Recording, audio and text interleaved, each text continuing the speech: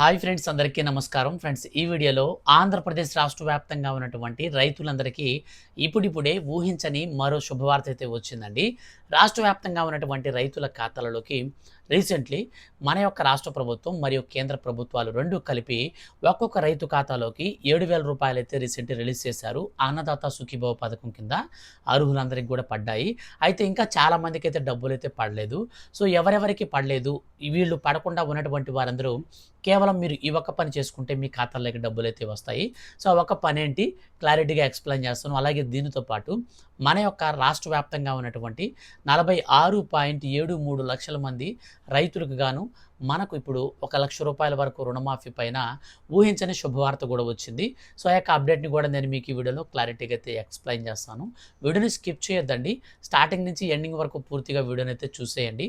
మన యొక్క ఆంధ్రప్రదేశ్ రాష్ట్ర వ్యాప్తంగా ఉన్నటువంటి రైతులకి సంబంధించిన ఏ చిన్న అప్డేట్ వచ్చినా మిస్ కాకుండా ఎప్పటికప్పుడు తెలుసుకోవాలి అనుకుంటే వీడియో కింద ఉన్నటువంటి బ్లాక్ కలర్లో ఉన్న సబ్స్క్రైబ్ బటన్ని క్లిక్ చేసి పక్కనే వచ్చే బెల్ సింబల్ని ఆల్ పైన ట్యాప్ చేయండి. ఇక లేట్ చేయకుండా టాపిక్ని మనం స్టార్ట్ చేద్దాం. ఫ్రెండ్స్, మన యొక్క ఆంధ్రప్రదేశ్ రాష్ట్ర వ్యాప్తంగా ఉన్నటువంటి రైతులందరికీ ఎంతో ప్రతిష్టాత్మకంగా అమలు చేస్తున్నటువంటి పథకాలలో చాలా ప్రాముఖ్యమైన పథకమే అన్నదాత సుఖీభవ. ఈ అన్నదాత సుఖీభవ పథకాన్ని మనకు 2026, 27వ ఆర్థిక సంవత్సరానికి సంబంధించిన తొలి విడత కింద మన యొక్క కేంద్ర ప్రభుత్వం ₹2,000 అనగా పీఎం కిసాన్ సమ్మాన్ నిధి యోజన 23వ విడత కింద విడుదల చేసింది. ఇక రాష్ట్ర ప్రభుత్వం వచ్చేసి అన్నదాత సుఖీభవలోని తొలి విడత కింద ₹5,000 చొప్పున రీసెంట్లీ మనకు డబ్బులనైతే విడుదల చేశారు. మన యొక్క రాష్ట్ర ముఖ్యమంత్రి నారా చంద్రబాబు నాయుడు గారు చిలకలూరిపేట దగ్గర నుంచి మనకు డబ్బులైతే రిలీజ్ చేశారనమాట. సో మొత్తంగా ఇప్పటికే చాలామంది ఖాతాల్లోకి ₹7,000 లెక్కన పడిపోయాయి. సో కొంతమందికి అయితే ఇంకా పడలేదు. సో వీళ్ళకి ఎందుకు పడలేదు, ఒక పని ఏం చేయాలి అనే దానికి సంబంధించి క్లారిటీగా చూసుకొని నేను మీకు నెక్స్ట్ రుణమాఫీకి సంబంధించి ఎక్స్‌ప్లెయిన్ అయితే చేస్తాను. సో ఇక మనం వచ్చినటువంటి అప్డేట్ ప్రకారంగా మనం వన్ బై వన్ చూసుకుంటే, సో ఆంధ్రప్రదేశ్ రాష్ట్ర వ్యాప్తంగా ఎవరైతే ఈకేవైసీ అనేది ఇంకా పూర్తి కాకుండా ఉన్నారో అటువంటి వారికి డబ్బులైతే పడలేదు.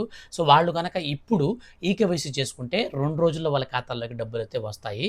సో అటువంటి వారందరికి కూడా పడలేదన్నమాట. సో మీరు ఈకేవైసీ అయితే చేసుకోండి.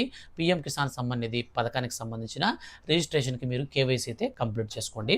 ఇక రెండో పాయింట్‌గా చూసుకున్నట్లయితే చాలామందికి ఎన్‌పిసిఐ మ్యాపింగ్ అనేది ఇంకా బ్యాంక్ అకౌంట్‌కి కాలేదు. కొంతమంది ఏం చేశారంటే వాళ్ళు ఎవరు చెప్పిన మాటలన్నారో మనకైతే క్లారిటీ లేదు. కొంతమంది ఏం చెప్తున్నారంటే పోస్ట్ ఆఫీస్ అకౌంట్ తీసుకోండి అని చెప్తే వాళ్ళకి లాస్ట్ టైం డబ్బులు అనేది వాళ్ళకి స్టేట్ బ్యాంకో లేదంటే యూనియన్ బ్యాంకో ఏదో ఒక బ్యాంక్‌లో ఆల్రెడీ అకౌంట్ ఉంది. సో ఆ యొక్క అకౌంట్‌లో ఆల్రెడీ వాళ్ళకి డబ్బులు పడుతున్నాయి. అయినా సరే ఎవరో చెప్పారని చెప్పేసి కొత్తగా మళ్ళీ రీసెంట్లీ ఈ పోస్ట్ ఆఫీస్ అకౌంట్‌కి అయితే వెళ్ళిపోయారు కొంతమంది.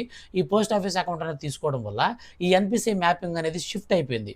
సో మొన్నటి దాకా అంటే పీఎం కిసాన్ సమ్మాన్ నిధి యోజన 22వ విడత కావచ్చు, లేదా 2025 సంవత్సరానికి సంబంధించిన అన్నదాత సుఖీభవ డబ్బులు కావచ్చు, అవన్నీ కూడా మనకు యూనియన్ బ్యాంక్ గానీ, స్టేట్ బ్యాంక్ గానీ ఏదో ఒక అకౌంట్‌లోకి ఎన్‌పిసిఐ మ్యాపింగ్ అయి ఉంటే దానికి పడుతూ ఉన్నాయి. వీళ్ళేం చేశారంటే సడెన్‌గా బ్యాంక్ అనేది చేంజ్ చేయడం వల్ల ఇక్కడ ట్విస్ట్ అయితే అయిపోయిందనమాట. సో ఎన్‌పిసిఐ మ్యాపింగ్ అనేది క్రాస్ అయిపోవడం వల్ల ఈ యొక్క పథకానికి సంబంధించి దాదాపు 15% మందికి పైగా ఈ ప్రాబ్లం వల్ల డబ్బులైతే ఖాతాలోకి రాలేదనేసి మన యొక్క రాష్ట్ర వ్యవసాయ శాఖ మంత్రి అయితే అచ్చెన్నాయుడు గారైతే చెప్పారనమాట. సో కాబట్టి ఎవరికైతే ఎన్‌పిసిఐ మ్యాపింగ్ అనేది ఇష్యూ ఉందో సో వాళ్ళందరూ కూడా మరోసారి మీరు కేవైసీ చేసుకోండి. రైతు భరోసా కేంద్రాల్లో రీవెరిఫికేషన్ ప్రక్రియ అయితే మళ్ళీ మీరు ఇచ్చి కంప్లీట్ చేసుకోండి. అప్పుడు మీకు డబ్బులనేది రావడం జరుగుతుంది. సో ఈ విధంగా అయితే మీరు వెంటనే అయితే చేయండి. ఇక మనకు మూడో పాయింట్‌గా చూసుకున్నట్లయితే చాలామందికి వెబ్ ల్యాండింగ్ అనేది లేకుండా ఆగిపోయిందనమాట. ఈ వెబ్ ల్యాండింగ్ అనేది లేకపోవడం వల్ల కూడా కొంతమందికి ఖాతాల్లోకి డబ్బులైతే రాలేదు. సో మీ యొక్క ఫ్రెండ్స్ అండ్ ఫ్యామిలీస్‌లో ఎవరికైనా వెబ్ ల్యాండింగ్ వల్ల గాని ఆగిపోయి ఉంటే వెంటనే వాళ్ళని వెబ్ ల్యాండింగ్ అయితే చేయించుకోమని చెప్పండి. వెబ్ ల్యాండింగ్ అనేది ఎవరైతే చేయించుకుంటారో వారందరికి కూడా నేరుగా ఖాతాలలోకి మనకు మరో 5 రోజుల లోపల ఖాతాల్లోకైతే డబ్బులొస్తాయి. ప్రెజెంట్ ఇప్పుడు మన యొక్క ఆంధ్రప్రదేశ్ రాష్ట్ర వ్యాప్తంగా ఉన్నటువంటి 46 లక్షల మందికి పైగా రైతుల ఖాతాల్లోకి మనకు 80% వరకు డబ్బులైతే క్రెడిట్ అయిపోయాయి చాలామందికి. మిగిలినటువంటి 20% మంది ఈ రీజన్స్ వల్ల మనకైతే ఆగిపోయారన్నమాట.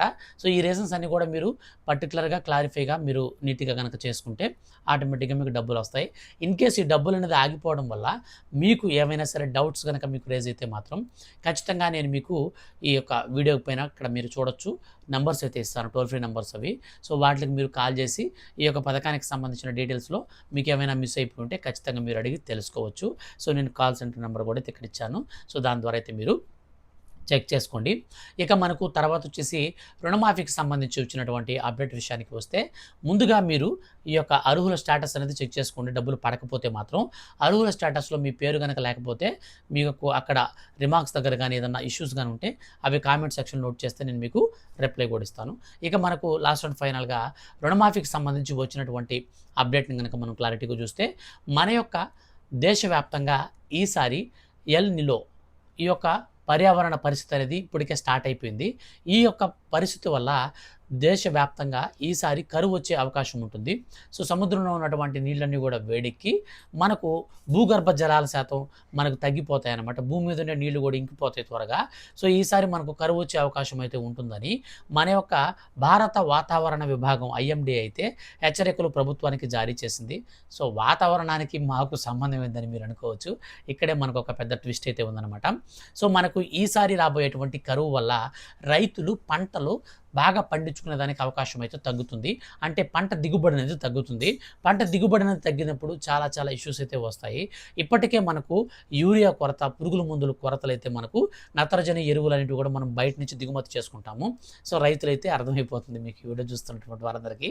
ఎందుకంటే నత్రజనికి సంబంధించినటువంటి ఎరువులన్నీ కూడా మనం బయట నుంచి దిగుమతి చేసుకుంటాం కాబట్టి, ఈ యొక్క ఎరువులనేది పాశ్చాత్య దేశాల్లో జరుగుతున్నటువంటి యుద్ధ వాతావరణం నేపథ్యంలో వాళ్ళు అక్కడ యుద్ధాలు చేసుకున్నా కానీ మన మీదైతే ఎఫెక్ట్ పడుతుంది. ప్రపంచవ్యాప్తంగా ఎక్కడ ఏది జరిగినా ప్రపంచంలో మిగిలిన దేశాలన్నిటి మీద ఆ ఎఫెక్ట్ అనేది ఖచ్చితంగా ఏదో ఒక రూపంలో పడుతుందన్నమాట.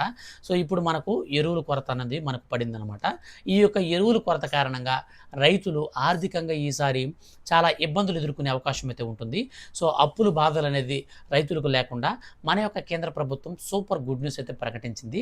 ఇప్పటికే బీజేపీ పాలిత ప్రాంతాలలో అమలవుతున్నటువంటి రైతు రుణమాఫీ పథకాన్ని మన యొక్క ఆంధ్ర రాష్ట్రంలో కూడా కూటమి ప్రభుత్వంతో ఏర్పాటయ్యింది కాబట్టి, మన ఆంధ్ర రాష్ట్ర వ్యాప్తంగా ఉన్నటువంటి రైతులందరికీ ₹1,00,000 రుణమాఫీ అయితే చేయాలని మన యొక్క కేంద్ర ప్రభుత్వం అయితే దీనికి త్వరలో ఆమోదం అయితే వేయబోతుంది.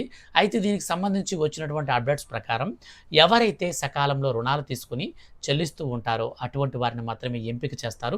అండ్ చిన్న సన్నకారు రైతులు మాత్రమే ఈ పథకానికి సంబంధించినటువంటి అర్హులుగా గుర్తించి వారికి మాత్రమే ఈ పథకానికి సంబంధించిన డబ్బులు అయితే ఇవ్వడం జరుగుతుంది. సో, చిన్న సన్నకారు రైతులంటే మనకు 10 ఎకరాల వరకు ఉండే వాళ్ళకి ఇవ్వరండి. కేవలం 5 ఎకరాల కంటే తక్కువ ఉండాలి భూమి అనేది. అందులో కూడా మీరు రెగ్యులర్గా మీరు ఈ యొక్క క్రాప్ లోన్ తీసుకుని చెల్లిస్తూ ఉండాలి. ముందు బకాయిల కింద మన యొక్క రుణాలు అయితే ఉండకూడదు.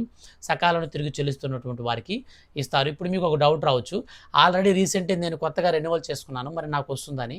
కొత్తగా రెన్యువల్ చేసుకున్నా కానీ వస్తుందండి. సో, ఈ మీకు ₹1,00,000 వరకు మాఫీ అనేది ఉంటుంది ఖచ్చితంగా. అయితే రెగ్యులర్గా ఎవరైతే ఈ పథకానికి సంబంధించి మనకు ఎలిజిబిలిటీ క్రైటీరియా కావాలనుకుంటారో వాళ్ళందరూ కూడా రుణాల సకాలంలో చెల్లిస్తుండాలి. చిన్న సన్నకారు రైతులై ఉండాలి. వాళ్ళు వ్యవసాయం చేస్తుండాలి. కొంతమంది వ్యవసాయేతర పనుల కోసం భూమిని అయితే ఇస్తుంటారు. సో, అట్లాంటివి కాకుండా వ్యవసాయం చేస్తూ సాగు చేస్తూ ఉండాలి.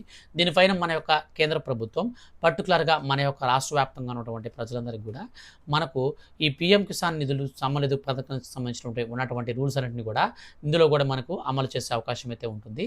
సో, ఫర్దర్గా ఈ పథకానికి సంబంధించి మన యొక్క కేంద్ర ప్రభుత్వం పర్టికులర్గా మార్గదర్శకాలను కూడా అయితే మనకు మరో 2 రోజుల్లో అయితే విడుదల చేయబోతుంది. ఆ మార్గదర్శకాలు అనేది వచ్చినప్పుడు మిస్ కాకుండా తెలుసుకోవాలనుకుంటే వీడియో కింద ఉన్నటువంటి సబ్స్క్రైబ్ బటన్ని క్లిక్ చేసి పక్కనే వచ్చే బెల్ సింబల్ని ఆల్ పైన ట్యాప్ చేయండి. ఇలాంటి మరిన్ని లేటెస్ట్ అప్డేట్స్ కోసం రెగ్యులర్గా ఛానల్ వాచ్ చేస్తుండండి.